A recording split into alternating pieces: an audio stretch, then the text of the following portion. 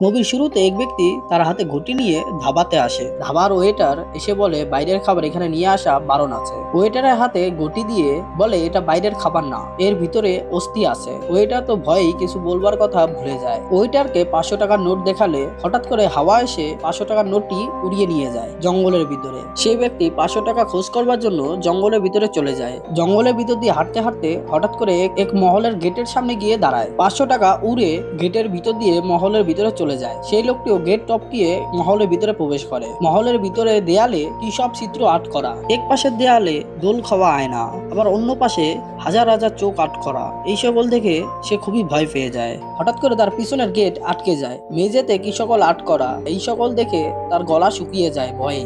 সে দাঁড়িয়ে অনুভব করতে পারে তার পিছনে কেউ আছে। ভয়ে ভয়ে পিছনের দিক তাকালে সামনে থেকে মিউজিক বাজা শুরু হয়। সেদিকে যাওয়ার সময় হঠাৎ করে তার পাশে রাখা চেয়ার দোল দিতে থাকে। চেয়ার থেকে শব্দ আসে, তোমার সাথে যা আছে সকল কিছু এখানেই রেখে দাও এই অস্থির সাথে। লোকটি ভয় পেয়ে তাই করে। রেখে ঘুরতে যাবে, তার সাথে সাথেই মুভির মেইন কাহিনীতে চলে আসে। একটি মেয়েকে ধাক্কা দিয়ে স্টাইল দিয়ে কথা বলতে যাচ্ছিল। তখন মুভির হিরো বলে মেয়েদের ফুল দিয়ে কথা বলতে হয়, ধাক্কা দিয়ে না। এরপরে কি হবে তা তো বুঝতেই পারছো। আরে বুঝোনি? আর কি হবে, ফাইট হবে। হিরো উড়ান্ত দুরান্ত মার দেবে আর মেয়েটাকে সেভ করবে এই সকল ছেলেদের হাত থেকে।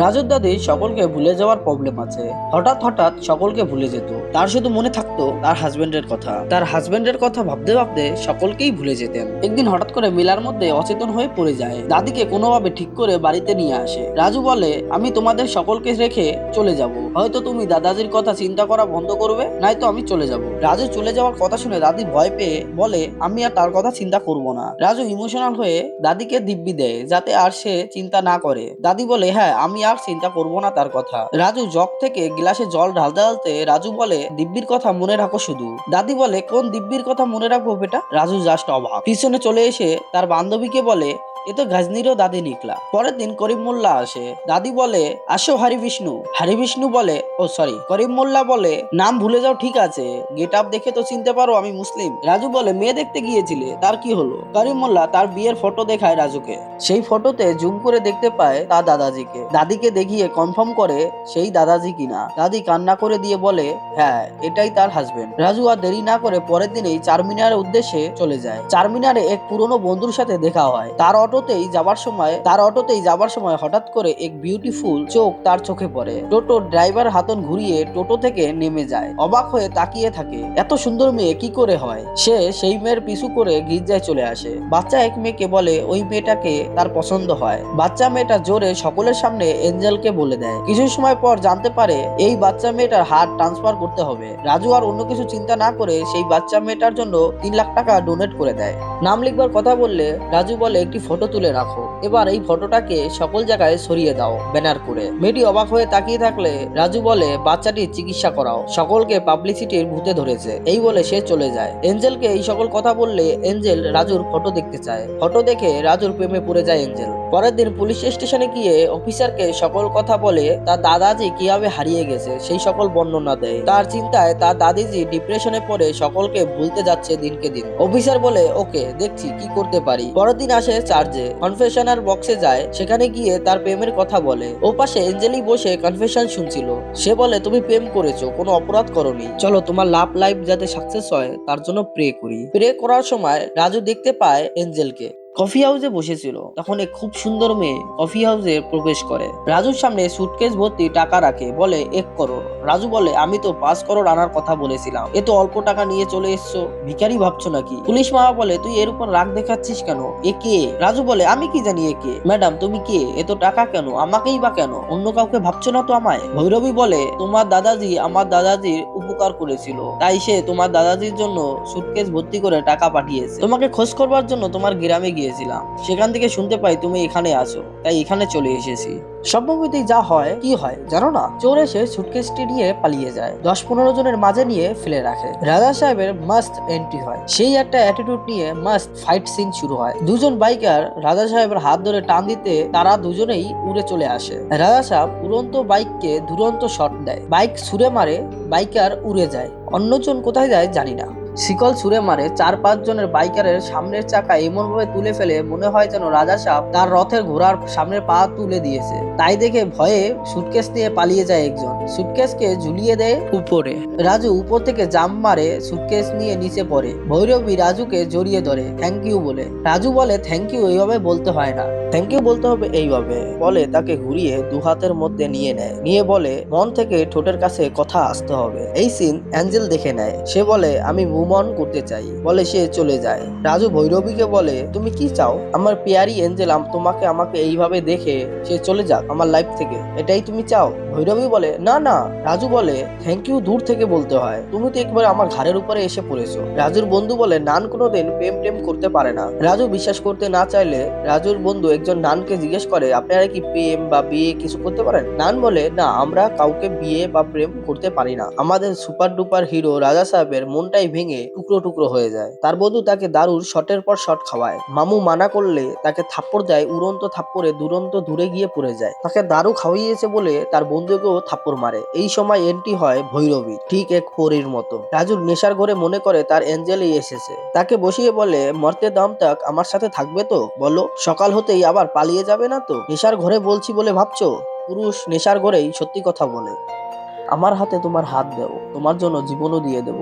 ভৈরবী রাজুর এই কথা শুনে তার হাতে হাত দেয়। পরের দিন ভৈরবী কফি নিয়ে আসে। রাজু বলে এঞ্জেল ডার্লিং হ্যাংওভার কফি, বলে যেই তাকায় দেখে ভৈরবী। রাজু পুরো অবাক, এ কোথা থেকে আসলো? এঞ্জেল ডার্লিং কোথায় গেল? ভৈরবী তাকে লাভ বাইট দেখায়। রাজু ফ্ল্যাশব্যাকে চিন্তা করে এটা কখন হলো, কিভাবে হলো। রাজু বলে হাই হাই, আমি তো এঞ্জেল ডার্লিং কে মনে করেছিলাম। ম্যাডাম এটার জন্য সরি, এটা ভুলে যাও। ভৈরবী রাজুর কাছে আগায়। রাজু বলে হাই হাই, এ তো আমার দিকেই আসছে বিছানার উপরে। ভৈরবী রাজুর হাতের উপর হাত নাড়িয়ে বলে এটাকে আর বলার কিছু নেই, সরি বলে কিছুই হবে না। ভৈরবীর কাছে কল করে আজব দেখতে একটি লোক, সে আর কেউ না, এক সময় রাজুরই দাদির মহলের কাজের লোক ছিলেন, যার খোঁজ করবার জন্য রাজু দাদাজি বাড়ি থেকে বেরিয়ে গিয়েছেন আর ফিরে যাননি। অনিতা কল করে রাজুর কাছে, বলে দাদি বাড়ি থেকে চলে গেছে তোমার কাছে দাদাদির খোঁজ করবার জন্য। দাদির খোঁজ করতে ভৈরবী আর রাজু বেরিয়ে পড়ে। এক জায়গায় দাদির ব্যাগ পরে থাকতে দেখে। ভৈরবী বুঝতে পারে দাদিকে কোথায় নিয়ে যেতে পারে। দাদির হাতের চুড়ি জোর করে খুলে নিচ্ছিল, গলা থেকে চেন খুলে নিচ্ছিল জোর করে। হঠাৎ করে এক কুমোর উড়ে এসে চেন টানার লোকটার মাথায় লাগে, সেও উড়ে যায়। মাস্ট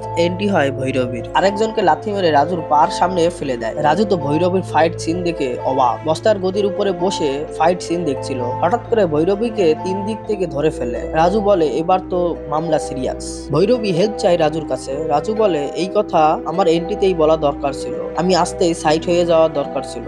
এই কথা শুনে রাজুকে একজন মারতে গেলে রাজু এক থাপ্পড়ে কাঠ ফাটিয়ে মেজের ভিতরে ঢুকিয়ে দেয়। ভৈরবীর সাথে বাকি সকলও অবাক হয়ে যায়। সকলেই যে যেদিক পারে পালিয়ে যায় দাদিকে রেখে। দাদি ভৈরবীর কাছে জানতে চায় কে তুমি? ভৈরবী বলে আমি আপনার নাতিকে ভালোবাসি, বলে সে প্রণাম করে। রাজু ভাবে এ তো পুরো সিরিয়াস হচ্ছে। পরের দিন পুলিশ স্টেশনে ঢুকতে গিয়ে সে দেখতে পায় সেই আজব দেখতে লোকটিকে। তাকে তাড়া করে ধরে মারবার সময় ভৈরবী এসে রাজুকে থামায়, বলে এ আমার দাদাজি। সেই লোকটি তখন সকল কথা বলে, কেন তার দাদিমা সকলকে ভুলে যাচ্ছে, তার দাদিমার এই অবস্থা কেন। তার দাদি ছিলেন অনেক বড় রাজঘরানার মেয়ে। একদিন রাজকুমারী ভিখারিদের খাবার দিচ্ছিলেন, হঠাৎ করে কোথাও থেকে কন্যাক রাজু চলে আসে, তার হাত থেকে জোর করে খাবার নিয়ে নেয়। তা থেকে লাঠিয়ালরা তাকে মারধর করে। কন্যাক রাজু রাগ হয়ে প্রতিশোধ নেবার কথা ভাবে। সে রাজকুমারীকে বশীকরণ করবার জন্য এক তান্ত্রিকের কাছে যায়। সেই তান্ত্রিককে দেখতেও ভয়াবহ ছিল। কন্যাক রাজু তাকে দেখে ভয় পেয়ে যায়। সেই তান্ত্রিক বলে কঠোর সাধনা করতে হবে। কন্যাক রাজু বলে তাও করব। এরপরে কন্যাক রাজু সাধনা শুরু করে ভূগর্ভের ভিতরে গিয়ে।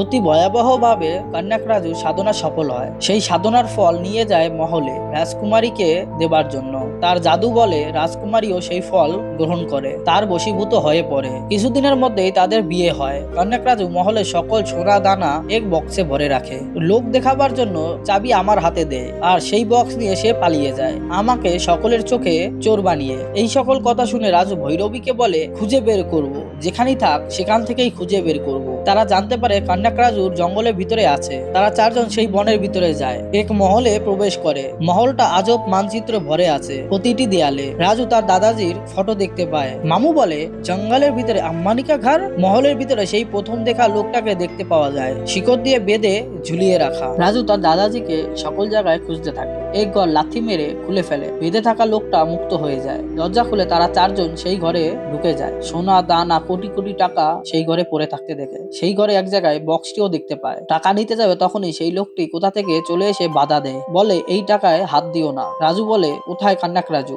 ডাকো তাকে। লোকটি বলে কোথা থেকে ডাকবো তাকে, সে তো কবেই মারা গেছে। সকলে তো অবাক, মারা গেছে? লোকটি বলে হ্যাঁ মারা গেছে, তার অস্থি নিয়েই যাচ্ছিলাম, 500 টাকা লোভ দেখিয়ে এখানে এনে বেঁধে রেখেছে আমায়। রাজু বলে এটা আমার দাদির সম্পত্তি, আমি নিয়ে যাব, কে কি করতে পারে দেখে নেবো আমি। এই বলে যেই টাকা নিতে যাবে তখনই অস্থির ভিতর থেকে রাজু ঘুরে দেখতে পায় অস্থির ভিতরে কান্নাক রাজুর আত্মা চলে আসছে। কান্নাক রাজু বলে তুমি কি ভেবেছো তুমি এখানে নিজের ইচ্ছায় এসেছো? না, তোমাকে আমি এনেছি। ওয়েলকাম টু মাই ওয়ার্ল্ড রাজা সাহেব। কান্নাক রাজুর এই কথা শুনে রাজু পকেট থেকে ফোন বের করে কথা বলবার নাটক করে কান্নাক রাজুর অস্থির পাশ দিয়ে আস্তে করে কেটে পড়ে। তার পিছু পিছু বাকি সকলেও কেটে পড়ে।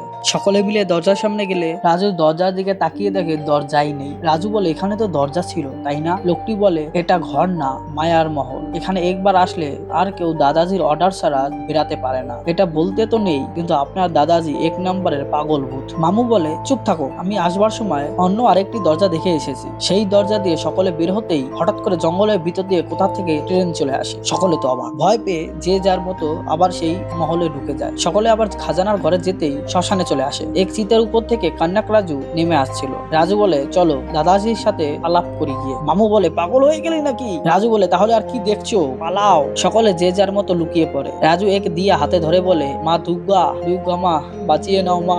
রাজুর হঠাৎ করে মনে পড়ে ভৈরবী কোথায়। ভৈরবীকে দেখে রাজু বলে আজ একটু বেশি সুন্দর লাগছে তোমায়, কিছু লাগিয়েছো নাকি? ভৈরবী বলে টেনশনে মিষ্টি খেয়ে 30 গ্রাম ওয়েট বাড়িয়ে নিয়েছি। রাজু বলে কোথায় দেখি। এই বলে ভৈরবীর কোমরে হাত দেয়। মামু বলে ভূতের ঘরে রোমান্স, ও মাই গড। পরের দিন এক কার এন্ট্রি করে গেট দিয়ে। কার থেকে রাজুর এঞ্জেল নেমে আসে। রাজু জানতে পারে এঞ্জেল নান নয়। রাজু তো রেগে আগুন তার বন্ধুর উপরে। আবার সকলে মিলে মহলের ভিতরে প্রবেশ করে। এঞ্জেল আর রিপ ব্রাদার তারা দুজন যায় খাজানার ঘরে। ভৈরবী রাজুকে জিজ্ঞেস করে এই মেয়েটিকে, তুমি যাকে পছন্দ করতে সেই মেয়েটি? রাজু বলে এমন ভাবাটাও পাপ তাই না? এঞ্জেলা তার রিপ ব্রাদারকে ভূতে তাড়া করে খাজানার ঘর থেকে বের করে দেয়। পরের দিন সকলকে ভয় দেখাবার জন্য রাজু দাদাজির চেয়ারে বসে, এমন ভাব করে তার মধ্যে দাদাজির আত্মা চলে এসছে। এরকম করে সে কথা বলছিল। হঠাৎ করে দাদাজির ফোন কল চলে আসে। তখন সত্যি দাদাজির আত্মা রাজুর মধ্যে চলে আসে। রাজুর কণ্ঠে বলে তোমার হাজবেন্ড সত্যি মারা যাবে। এই কথা শুনে দাদিজি আর তার মধ্যে থাকে না, সে পড়ে যায়। পরে রাজু কল করে বলে সে তো মজা করছিল, এরকম কিছুই হয়নি।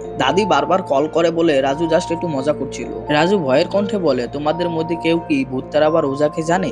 এঞ্জেল বলে আমি এমন একজনকে জানি, ডক্টর পদ্মভূষণ। পদ্মভূষণ এসে বলে কান্নাক রাজু যেমন তেমন সাধারণ কোনো তান্ত্রিক ছিল না, সে একজন হিপনোটাইজ স্পেশালিস্ট ছিল। এঞ্জেলের মনে পড়ে তাকে কিভাবে হিপনোটাইজ করেছিল কান্নাক রাজু, তার টাকা চুরি করে নিয়েছিল। ডক্টর রাজুকে বলে তাকে হিপনোটাইজ করবে, তাকে ঠিক করবার জন্য। ডক্টর তার কাজ শুরু করে। রাজু হিপনোটাইজ হয়ে সমুদ্রের তীরে চলে যায়। সমুদ্র তীর থেকে মতি হাতে নেয়। সে দেখতে পায় মতি পাল্টে গিয়ে লেবু হয়ে যায়। এরপরে সে দেখতে পায় সে সমুদ্র তীর থেকে হঠাৎ করে মহলে চলে এসেছে। ডক্টর রাজুকে পুনরায় হিপনোটাইজ করবার জন্য প্রচুর চেষ্টা করে, বাট সে কান্নাক রাজুর হিপনোটাইজের সাথে পারছিল না। রাজু মহলের এক ঘরের দিকে আগাতে থাকে মন্ত্রের শব্দ শুনে। সেই ঘরে দাদাজি একজনকে হাতের মধ্যে রেখে আরেকজনের উপরে বসে তার গলা কাটছে। রাজু এই দৃশ্য দেখে ভয়ে রিয়াল লাইফে চলে আসে। রাজু ভয়ে ভয়ে সকলকে বলতেছিল দাদাজি সেই ঘরে কি করছিল। সেই ঘরের কুয়ার কাছে গিয়ে ডক্টর বলে এই রশ্মি ধরে টানো। রশ্মি ধরে উপরে টেনে তুলতেই দেখা যায় কিছু শরীর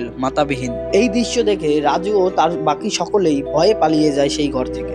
ডক্টর সেই ঘর থেকে ফিরে এসে লাইব্রেরি ঘর থেকে বই বের করে দেখতে থাকে। ডক্টর বলে সমস্যার সমাধান পেয়ে গেছি। ডক্টর বলতে যাবে তখনই তাকে উল্টো করে শূন্যের ঘুরিয়ে মহলের বাইরে ছুড়ে মারে কান্নাক রাজুর আত্মা। পরে দিন ইমোশনাল হয়ে এঞ্জেলকে হাক করবে তখনই ভৈরবী দেখে নেয়, রাগ দেখায় রাজুর উপরে। রাজু দুজনের হাত থেকে বাঁচবার জন্য মহলের বাইরে যাওয়ার বুদ্ধি বের করে। রাজু বলে সকলে মিলে হ্যালুসিনেশন করব, আমরা সকলেই গেটের বাইরে চলে গেছি। এরকম করে তারা হাঁটছিল আর মনে করছিল আমরা গেটের বাইরে চলে গেছি। হঠাৎ করে গেট মনে করে গেটের পর হাত দিলে দেখে গেট অতিরিক্ত নরম। রাজু বলে গেট এত নরম হলো কি করে? চোখ খুলে দেখে তার গ্রামের বান্ধবী। সে বলে তুই এখানে কি করছিস? সে বলে রাজা সাহেবের রাসলীলার কথা শুনে এসেছি এখানে। রাজু বলে তুই তো আমার বন্ধু। সে বলে তুই আমাকে বন্ধু মনে করছিস এতদিন? আমি তোকে আমার ভালোবাসা মনে করেছি। রাজু বলে ভালোবাসা? এটা কবে হলো? ভৈরবী আর এঞ্জেল বলে তুমি করতে পারো, এমনটা তুমিই করতে পারো। আমাদের মধ্যে তোমার কাকে চাই সেটা ডিসাইড করো এখনই। এই কথার মধ্যে হঠাৎ করে কোথা থেকে হাতির মতো দেখে 100-200 লোক চলে আসে। তাদের আটকে নেয়। তাদের লিডার জানতে জানতে পারে রাজুর দাদাজি তাদের 3জন লোকদের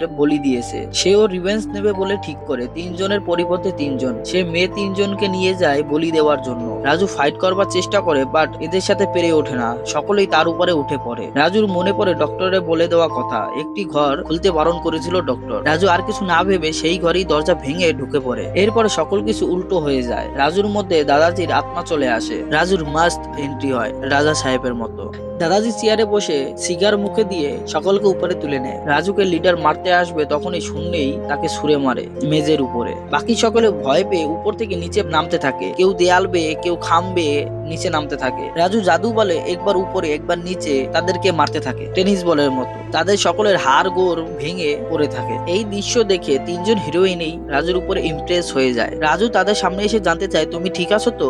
তারা 3জনই বলে কি আমাকে বলছো কি? ভৈরবী বলে ঠিক করে বলো কাকে বলছো? রাজু আবার কথা ঘুরিয়ে পালিয়ে যায়। রাজু ভৈরবীর দাদাজিকে কল করে মহলে যাবার কথা বলে। রাজুর দাদি হসপিটালে ভর্তি। ভৈরবী দাদাজি কল করে রাজুকে জানালে রাজু বলে আমি আপনাকে এমন কিছুই বলিনি। রাজু জানতে চায় কি করে হসপিটালে গেল দাদিজি। ভৈরবী দাদা বলে আমি দেখা করতে গেলে আমাকে দেখে হঠাৎ করে অজ্ঞান হয়ে পড়ে যায়। ডক্টর বলেছে ব্রেন স্ট্রোক হয়েছে ওনার। রাজু দৌড়ে কার নিয়ে মহলের গেট ভেঙে হসপিটালে চলে আসে। ভৈরবীর দাদাজির কাছে জানতে চায় কেমন আছে দাদিজি। কেউ কোনো কথা বলে না। তখন কন্ডাক্ট রাজু বলে কেউ কিছু শুনতে পাবে না। রাজু দেখতে পায় সে এখনো মহলেই আছে। কন্ডাক্ট রাজু বলে তোকে তোর দাদিজি থেকে দূর করেছি এই অমাবস্যা রাতে যাতে তাকে মারতে পারি আর নতুন জীবন পেতে পারি আমি। তো দাদি মারা গেলে আমি আবার ইয়ং হব, নতুন করে জীবন পাবো, অমর হয়ে যাব আমি।